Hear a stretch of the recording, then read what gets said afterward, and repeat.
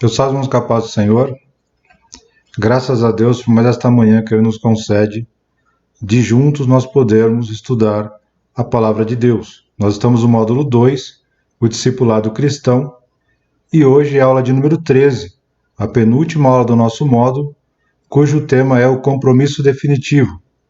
Então eu convido você nesse momento a juntos nós orarmos ao Senhor para iniciarmos esta aula. Oremos ao Senhor.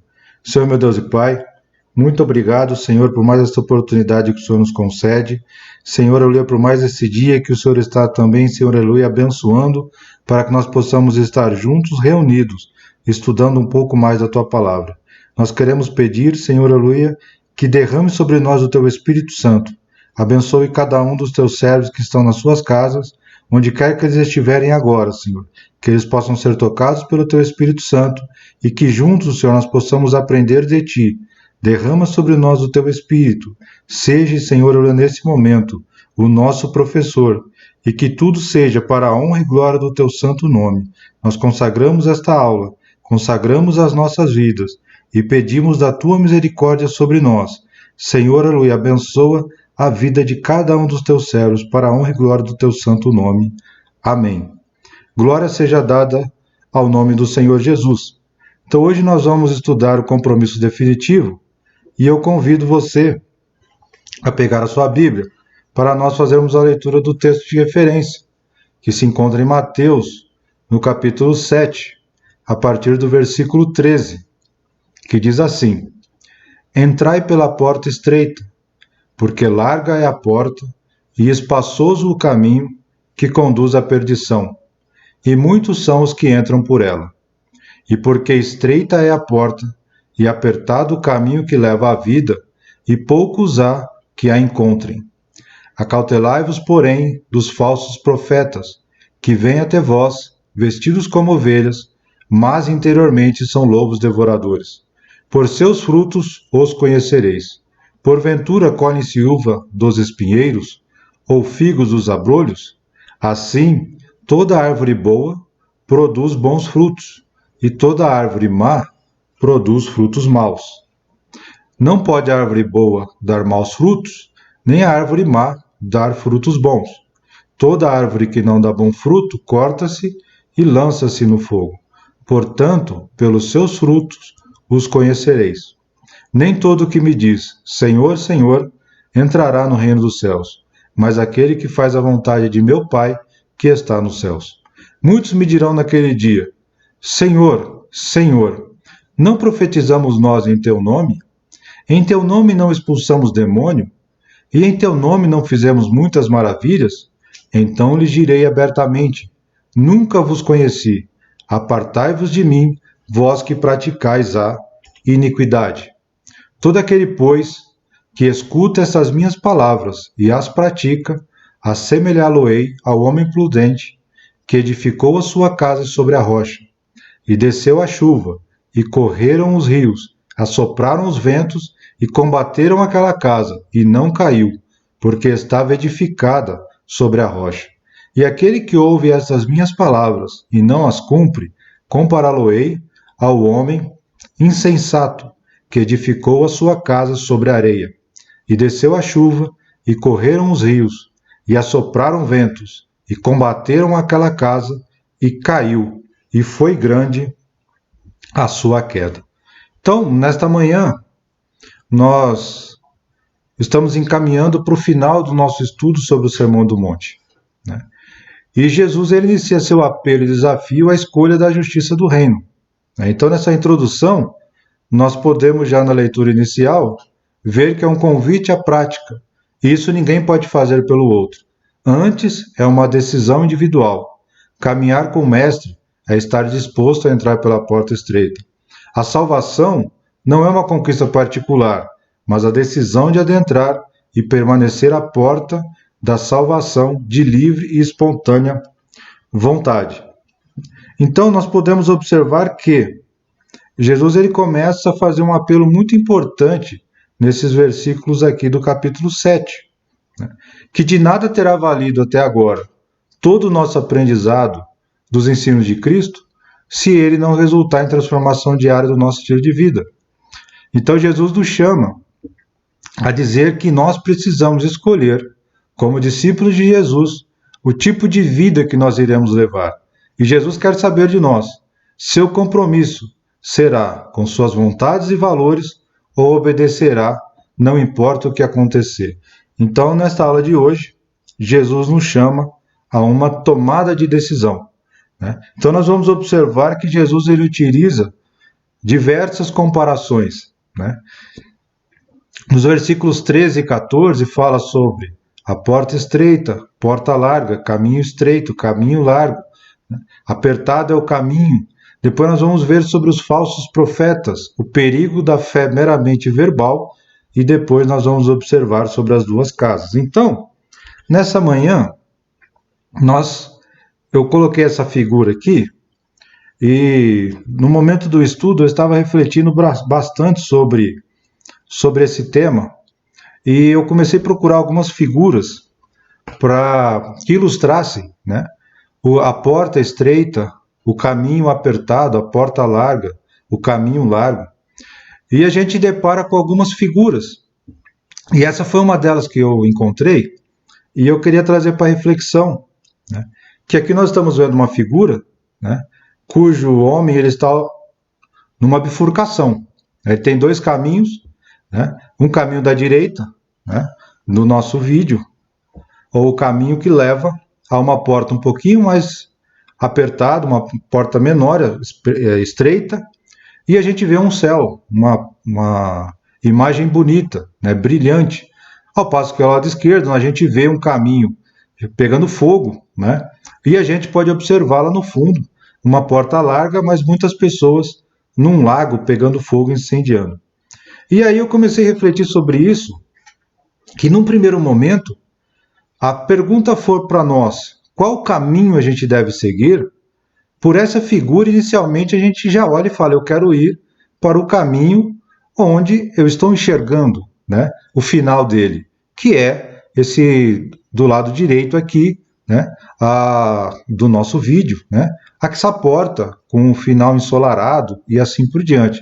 Então, parece uma escolha muito simples, né, de nós escolhermos, né. Essa é uma outra figura muito clássica, né, para falar sobre os dois caminhos também, né, e nós podemos observar aqui um caminho, né, que tem uma cruz, que ele é estreito, e ele é o único caminho que leva a essa região maravilhosa que simbolizaria o céu. Ao passo que a multidão, indo por um caminho mais fácil, né, pelo meio da cidade, ela cai num abismo e se perde. Então, se você está numa imagem como essa, fica muito simples nós olharmos e tomarmos a decisão.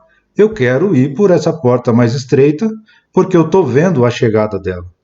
E é essa reflexão que o Senhor quer nos trazer nessa manhã, né? Que nós consigamos enxergar a clareza do final do caminho que nós estamos, né? E quais são as situações que nós passamos, o que nós precisamos e por que Jesus fala que apertado é o caminho que leva aos céus. Então, qual caminho nós devemos seguir?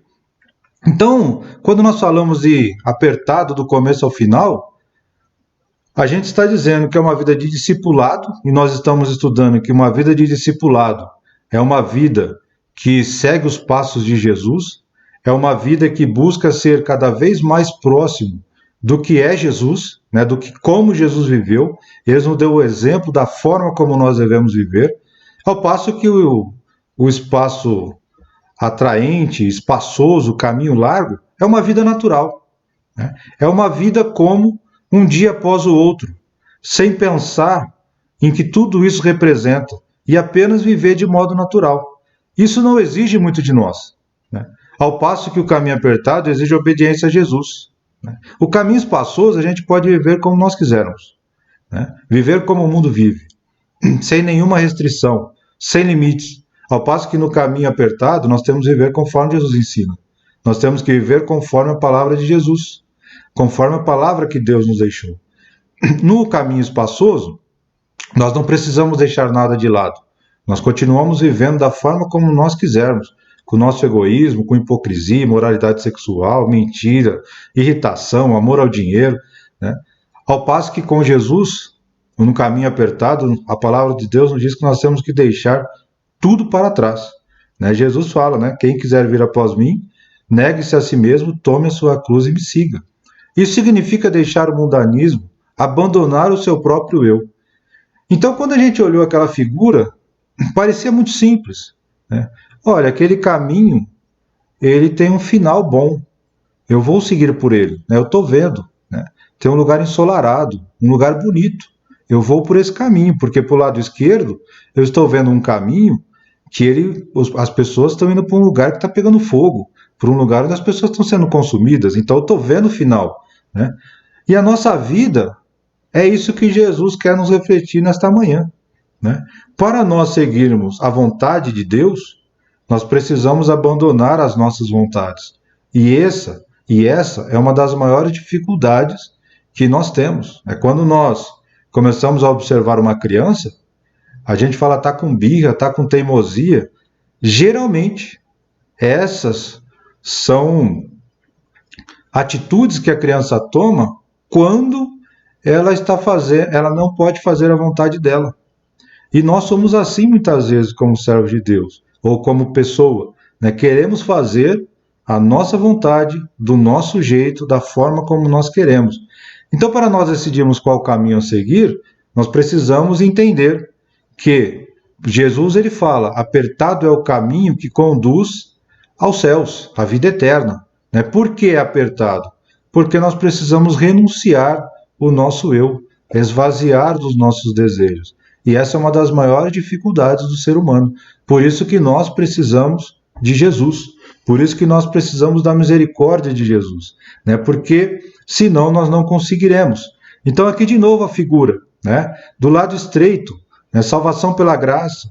Justificação, nós fomos salvos. Né? Santificação, nós estamos sendo salvos. Glorificação, sereis salvo. Vida eterna. Né? Uma vida de dedicação ao Senhor. Sendo que no caminho largo, né, salvação a gente pensa que vai ser por aquilo que nós fazemos. Nós pensamos em prazeres mundanos, egoísmo, dinheiro, fortuna, prazeres, status. E o final disso tudo é a morte eterna. E nós já estudamos na lição retrasada, né, sobre tesouros nos céus e tesouros na terra. E se nós lembrarmos, né, nós precisamos pensar nas coisas que têm valor eterno. E de novo, essa escolha pelo caminho a seguir, céu estreito ou céu largo, de novo nos traz a reflexão de valorizarmos e de procurarmos as coisas que têm valores eternos. Porque o resto é passageiro, não tem valor e logo se perde. Né? Então, como não existe uma versão light do discipulado, ele deixa bem claro os sacrifícios envolvidos. Né? Então, não existe uma versão simplificada. Né? Nós precisamos entregar, né, tudo a Deus, né, os nossos sentimentos, as nossas emoções. Né? Se esperar gastar sua vida em coisas como dinheiro, conquista e fama, é melhor tomar outro caminho. Aqui não há espaço para tais coisas. Né? O discípulo de Jesus, ele é humilde. Né? E a humildade é reconhecer a nossa total dependência de Deus. Né? Humildade significa entender que sem Deus nós não podemos nada, que sem Deus nós não fazemos nada, que a nossa segurança ela está unicamente em Deus. Mas se existem dificuldades nesse caminho, então por que escolher o caminho estreito? Né? E nós já falamos um pouco sobre isso na introdução. Né? O que nos faz escolher o caminho estreito é lembrar o destino ao qual esse caminho nos leva. Né? Então o caminho estreito nos traz vida, e vida eterna. Enquanto que o caminho largo nos traz a morte, e morte eterna. Caminho estreito é eternidade com Deus. Caminho largo, eternidade sem Deus. E tem uma frase que fala muito comigo, né, que o problema não é a presença do diabo na vida de uma pessoa. O problema é a ausência de Deus. Porque se Deus estiver presente, tudo é bênção, tudo é paz e é sempre vitória. Então o caminho estreito é a eternidade ao lado de Deus. Enquanto o caminho largo é a eternidade sem Deus. Misericórdia. O caminho estreito é cheio de glória, o largo repleto de trevas. A gente conhece diversas pessoas riquíssimos e que estão com a sua vida atribulada, em trevas, sem paz. Né? O caminho estreito é um caminho de beleza, o caminho largo nós nem precisamos citar. Enquanto que o caminho estreito é de encanto, o caminho largo é de desprezo, o caminho estreito é de paz, o caminho largo é de desespero, o caminho estreito é de alegria eterna, o largo de tristeza eterna. O caminho estreito é comunhão com Jesus. Então, o que nos faz motivar a escolher o caminho estreito? É saber o destino dele, é saber para onde ele nos leva. A gente entra numa estrada, numa rodovia, quando a gente tem um destino, a gente sabe para onde a gente vai. E aqui Jesus está dizendo para nós o seguinte: o caminho ele é estreito, ele é difícil porque nós temos que negar o nosso próprio eu, porque nós precisamos fazer totalmente a vontade de Deus, porque nós temos que obedecer a palavra de Deus, mas o que nos levará a esse tipo de comportamento? O que nos vai levar a esse tipo de compromisso? E por isso que a lição fala em compromisso definitivo, porque esse compromisso com Deus vai nos levar para estarmos diretamente com Deus. Como diz a palavra do Senhor, uma leve e momentânea sofrimento ou dificuldade não há de se comparar com aquilo que está preparado para aqueles que temem a Deus. Então nós não podemos esquecer disso. Lembrar o destino ao qual esse caminho nos leva. O caminho estreito nos leva para o céu. O caminho estreito nos leva para perto de Deus. E além disso, um segundo motivo é a extraordinária vida para a qual ele conduz. O caminho estreito, nós somos guiados para a justiça, para serviço ao próprio, missão de abençoar o mundo. Então, Jesus ele quer utilizar a sua vida, ele quer usar a minha vida, ele quer usar a nossa vida como uma missão de abençoar o mundo, de levar Cristo a outras pessoas, de levar as boas novas de salvação, de fazer a vontade de Jesus, que é fazer discípulos, ide e fazei discípulos. Ao passo que o caminho largo nós somos guiados, ou as pessoas são guiadas por consumismo, egoísmo, hedonismo. Hedonismo é o prazer como um bem supremo. Se eu estou me sentindo bem, é isso que eu devo buscar. Se a minha carne está satisfazendo, é isso que eu devo fazer. Não importa o que seja necessário. E nós sabemos que esse caminho leva a um caminho de perdição, porque as pessoas se machucam, as pessoas elas veem no coração delas a acusação do que elas estão fazendo, mas elas não conseguem se livrar, porque elas estão sendo escravizadas pelo pecado. Então, ser guiado pelo caminho estreito nos leva a uma vida extraordinária, de saber que você está sendo instrumento de Deus para abençoar outras pessoas. Então, como nós vimos na lição retrasada, tesouros no céu, ao qual a traça e a ferrugem não destroem, e onde os ladrões não arrombam nem furtam. Mateus capítulo 6, versículo 20. Então, nós precisamos, como está escrito em Deuteronômio no capítulo 30, versículo 19, os céus e a terra tomo hoje por testemunha contra vós, de que te tenho proposto a vida e a morte, a bênção e a maldição. Escolhe, pois, a vida para que vivas, tu e a tua descendência. Então, nós não podemos esquecer disso. Qual o caminho escolher?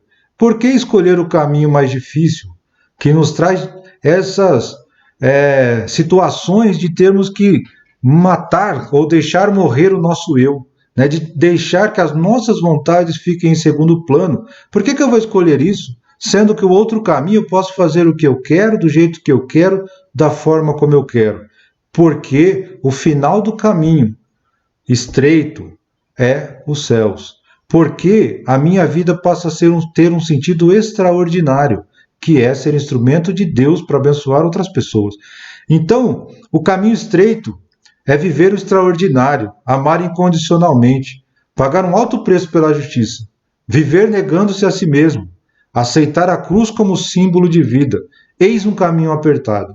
Seguir nesse caminho incluirá momentos de dor e de cansaço, mas o Espírito Santo sempre estará lá para operar a sua obra de consolo, renovo e transformação. Glória seja dada ao nosso Deus por isso, porque nos enviou o Espírito Santo para nos consolar. Glória seja dada ao nome do Senhor. O caminho largo permanece acenando, prometendo conforto, prazer fácil, mas nada mais que isso. Nesse caminho, não encontramos nada que dure, nada que é eterno, nada de verdadeiro, belo ou que seja desafiador. Então, qual o caminho a seguir? Assuma o compromisso de viver a obediência e desfrutar de sua felicidade. Esse é o convite definitivo de Jesus. Por isso que a nossa lição chama-se compromisso definitivo. De nada adianta ter total conhecimento de todos os ensinamentos que nós estudamos até aqui, que foram todos maravilhosos, e é bênção, e nós precisamos conhecer, mas nós precisamos transformar em prática, para que isso possa fazer diferença na nossa vida e que nós possamos viver a plenitude do Evangelho de Jesus.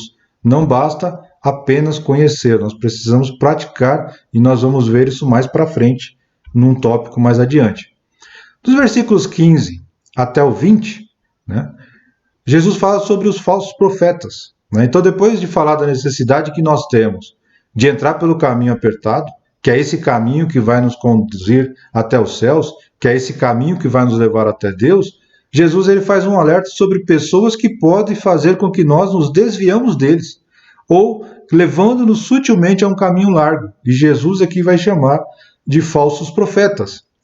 Os falsos profetas são muito sutis, são muito mais sutis do que isso. Eles são lobos, mas vestidos de ovelhas. É essa simbologia que Jesus utiliza. Eles são indivíduos que passam boa impressão a todos. Então, se nós formos ler a nossa apostila, vai ter alguns exemplos.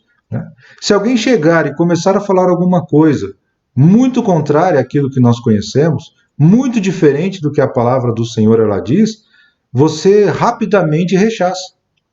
Agora, o falso profeta, ele chega gentil, agradável, parece bons cristãos, sempre dizem a coisa certa, têm um conhecimento correto, uma devoção aparente, verdadeira, e todo o restante faz lembrar um crente fiel. Mas no fundo eles não são.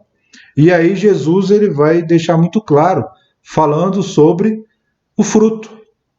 O que torna então falsos profetas? Os seus frutos ruins.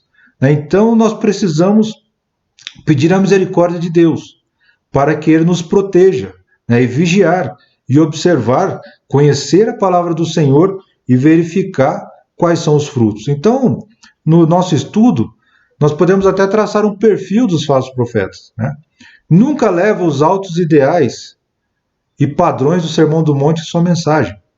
Fala sobre Jesus, seu amor, sua cruz, mas nunca coloca tais coisas como uma perspectiva correta e profunda. Então, uma perspectiva correta e profunda é que nós somos totalmente dependentes de Deus. É que nós precisamos servir a Deus independente da nossa satisfação pessoal ou não. Independente da nossa felicidade momentânea ou não. Independente das lutas e das aflições, o nosso compromisso é definitivo. O nosso compromisso é de servir ao Senhor. Não importa as circunstâncias. Por quê? Porque Jesus morreu em nosso lugar. Então nós precisamos do Salvador. Nós somos pecador e sem Jesus nós nada podemos fazer. Então, nós não podemos aceitar um evangelho que não enfatiza que o Calvário era o nosso lugar, que era nós que deveríamos estar lá. E Jesus foi como um cordeiro, ele foi no nosso lugar para expiar o nosso pecado, para nos perdoar os pecados, nos purificar de toda injustiça. Então o falso profeta, as suas palavras fazem chorar de emoção, mas não traz arrependimento.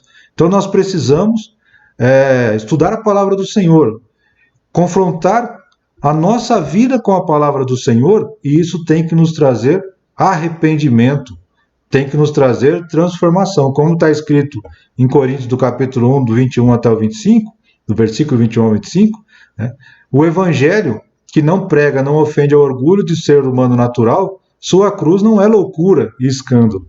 Lá Coríntios vai falar sobre isso. Que ao homem natural o evangelho parece loucura.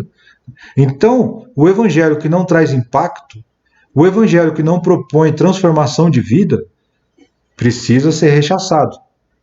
Então, resumindo, os falsos profetas não ressaltam a absoluta necessidade de se entrar pela porta estreita e pelo caminho apertado.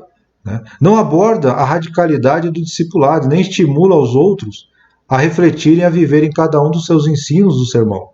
né? O falso profeta foge do amor incondicional ao próximo, do tomar a cruz, da morte, do eu. O principal dificuldade do discípulo, de nós como seres humanos, é essa morte do eu. Porque sempre, como Paulo falou, né, o bem que eu quero fazer eu não faço, mas o mal que eu não quero fazer eu acabo praticando. Né? Por quê? São as obras da nossa carne. E nós precisamos ir matando esse eu. Né? Quanto mais o eu ele vai morrendo, mais Deus ele vai trabalhando nas nossas vidas. E mais a presença do Senhor vai superabundando na nossa vida.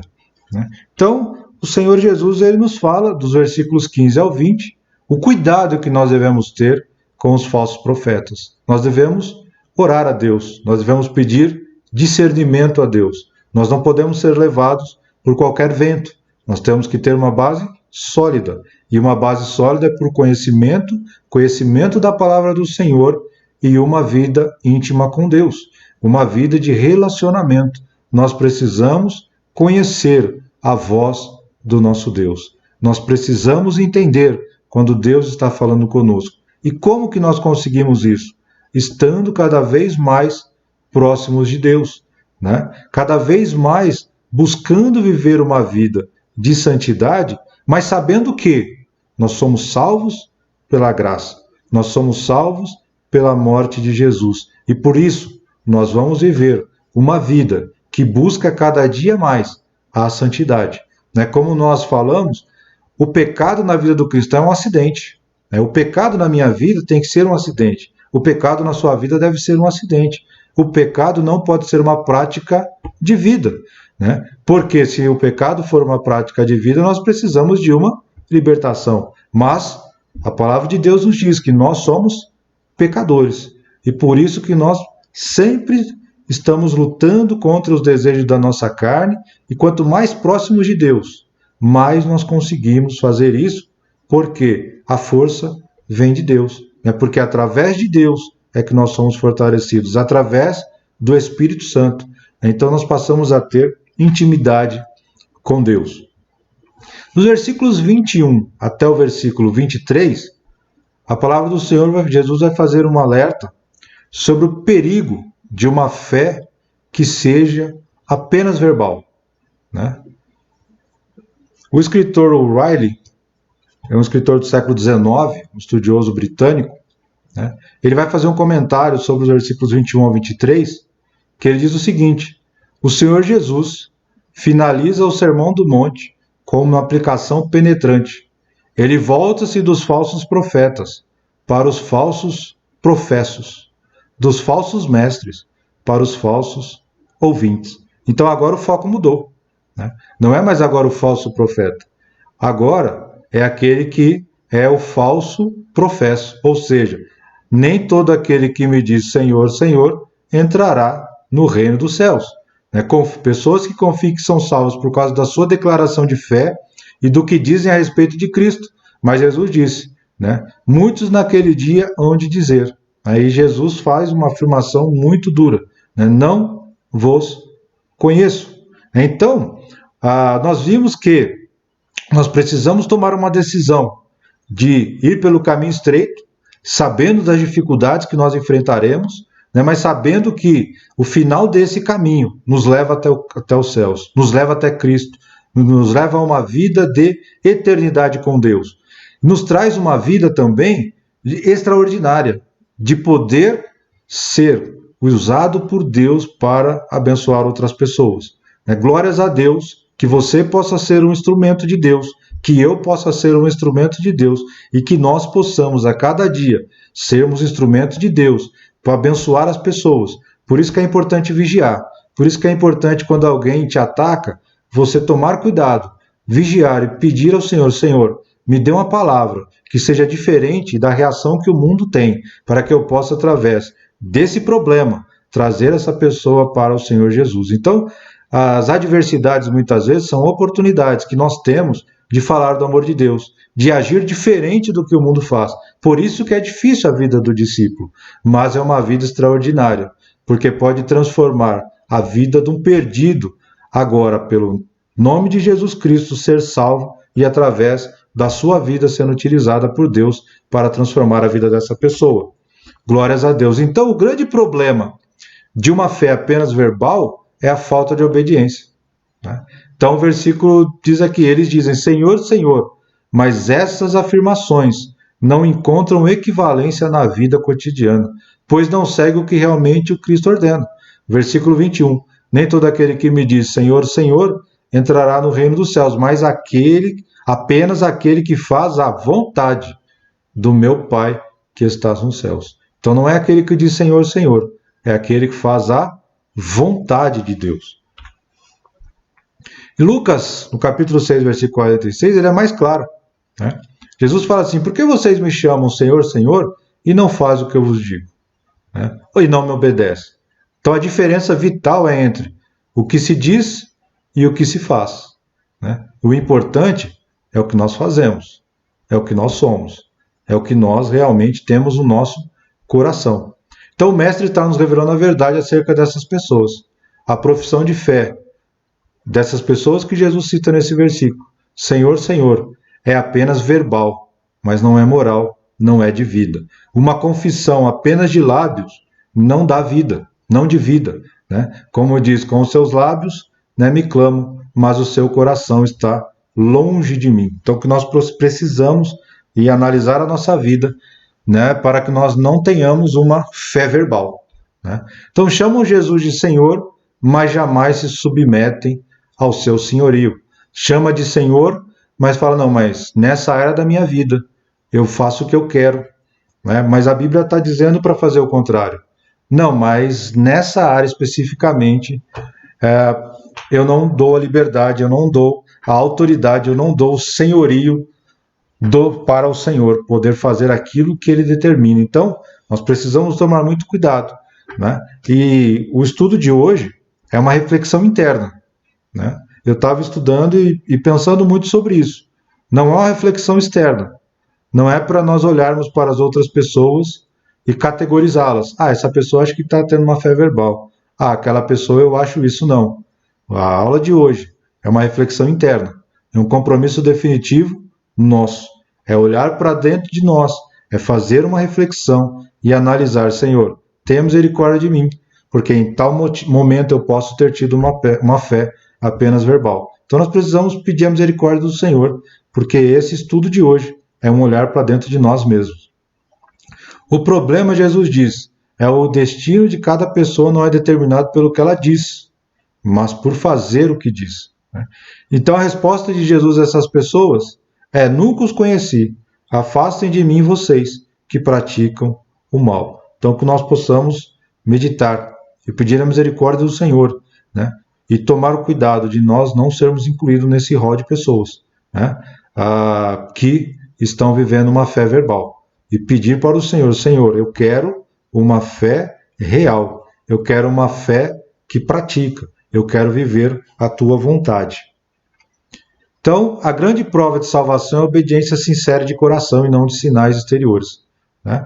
Então, não é o que prodígios e maravilhas, mas sim uma vida de sinceridade, uma vida de misericórdia, uma vida de ver o povo sem Deus, o mundo sem Deus, perecendo, e nós sentimos tamanha tristeza, porque as pessoas estão sofrendo sem Deus, e nós temos a palavra de Deus, a novidade, né, as boas novas, de que Jesus morreu na cruz, mas Ele ressuscitou, né? A nossa dívida foi paga. Nós precisamos entregar a nossa vida ao Senhor e deixar que Ele faça a transformação na nossa vida e que o Espírito Santo trabalhe cada dia na nossa vida, nos aperfeiçoando em Cristo Jesus para a honra e glória do Teu santo nome.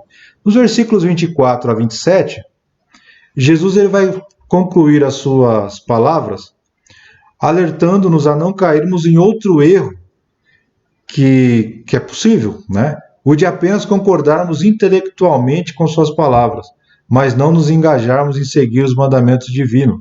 Então agora o contraste, anteriormente, era entre dizer e fazer, né? O que eu digo e o que eu faço.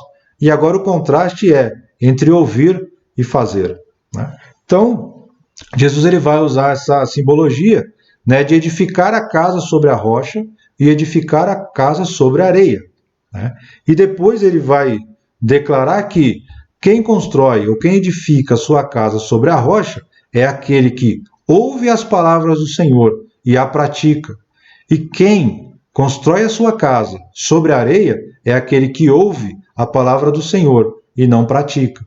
Então nós podemos dizer que aquele que ouve e pratica são cristãos genuínos, obedientes, enquanto que aquele que constrói a sua casa sobre a areia, ele é cristão nominal, ele desobedece, ele ouve a palavra do Senhor, ele até concorda intelectualmente, né, mas ele não pratica a palavra do Senhor.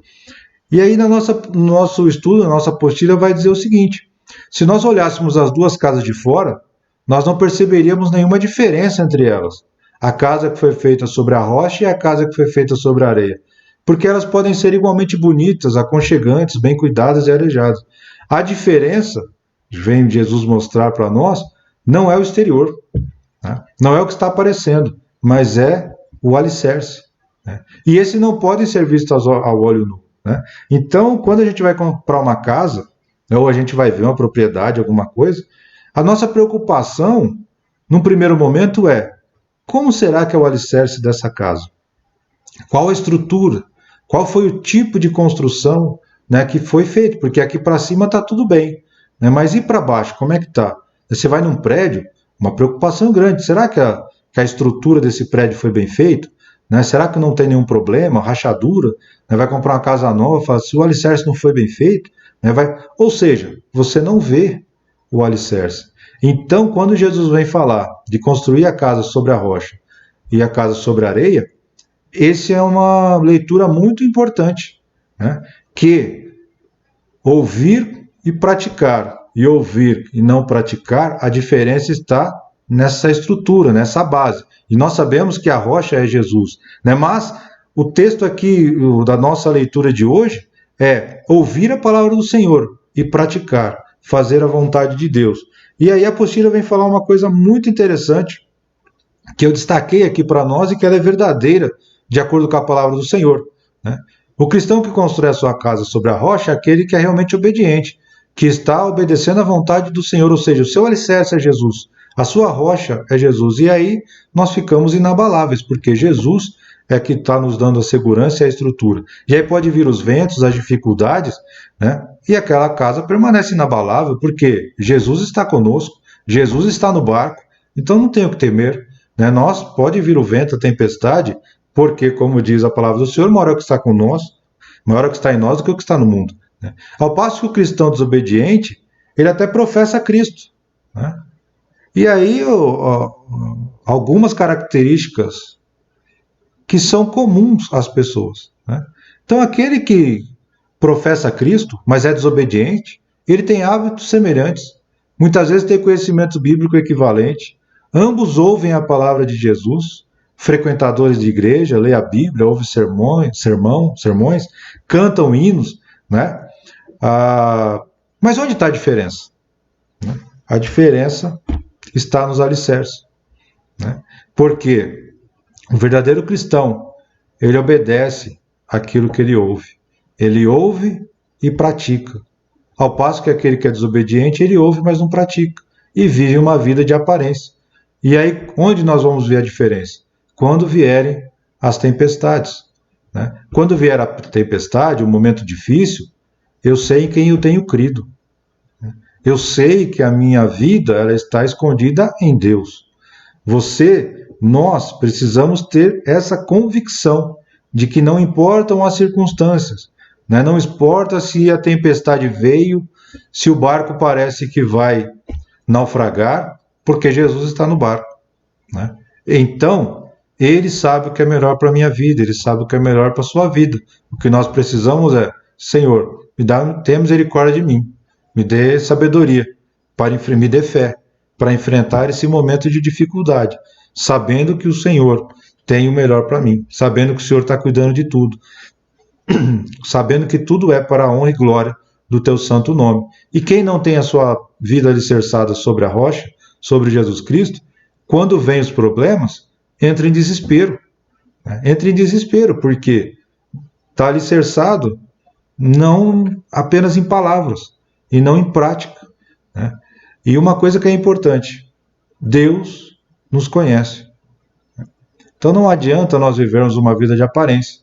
Não adianta eu, como colocado nesse slide aqui, né, ter hábito semelhante, conhecimento bíblico semelhante, ouvir a palavra de Jesus, frequentar, ler a Bíblia, se eu não estiver com a minha vida alicerçada sobre a rocha. Né? Porque senão, como que nós vamos dobrar o joelho para orar? Né? Então é importantíssimo, né, nós termos uma vida com Deus e alicerçados sobre a rocha. Que aí vem a tempestade, vem o vento, né?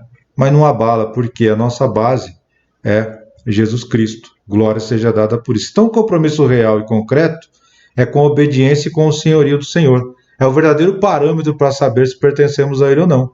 A verdadeira fé necessariamente se expressa em obras de justiça, retidão, pois o cumprimento das ordenanças divinas nos leva a fazer a vontade de Deus, né? Nos leva a fazer aquilo que é da vontade dele. Glória seja dada ao nome do Senhor. Então, para nós concluirmos a aula de hoje, né, nós vimos aqui várias comparações entre caminho estreito e caminho largo, edifício sobre a rocha, edifício sobre a areia. Muito mais notável que a escolha de uma carreira profissional ou de um companheiro ou companheira para viver a vida, né, é a escolha da própria vida. Né? Então, a decisão mais importante que nós temos na nossa vida é qual estrada que nós vamos tomar, é qual caminho que nós vamos entrar, ou qual caminho nós estamos vivendo. Sobre que alicerce vamos começar a construir a nossa história, a nossa vida, ou vamos continuar. Com quem a sua vida está comprometida? Aí, como foi falado lá em Deuteronômio, escolha a vida para que vivas, escolha Jesus para que tenha o caminho de vida eterna.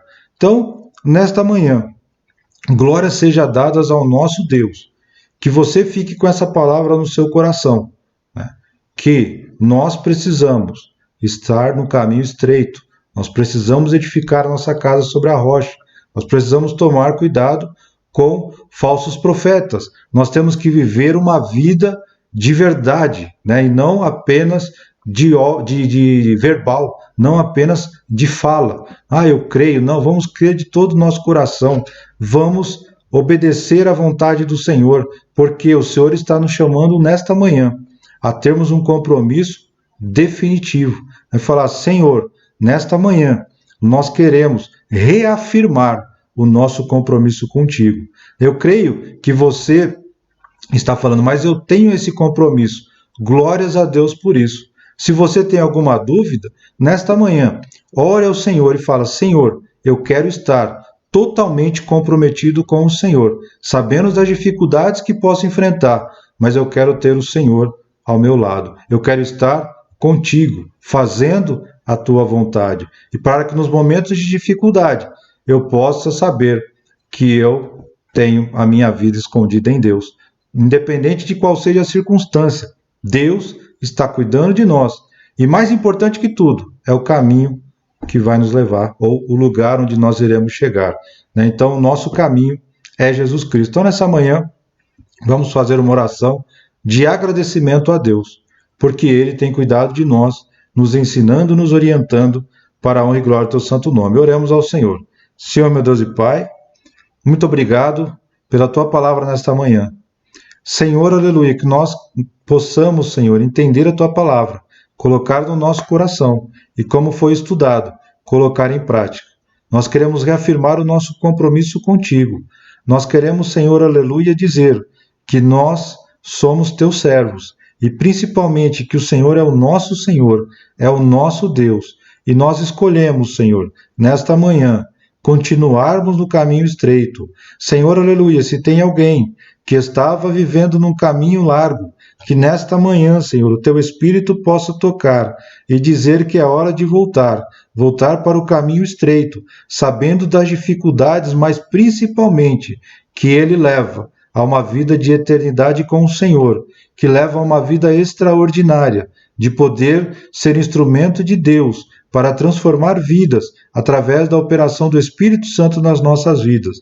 Senhor, nos dê a tua paz, nos guarde, nos dê um excelente domingo, Senhor, aleluia, nos abençoando nos cultos, aqueles que não puderem ir nas suas casas, nos dê uma semana abençoada, Senhor, aleluia, e continue falando conosco, derrama sobre nós o teu Espírito Santo, nós te pedimos e te agradecemos em nome do Senhor Jesus.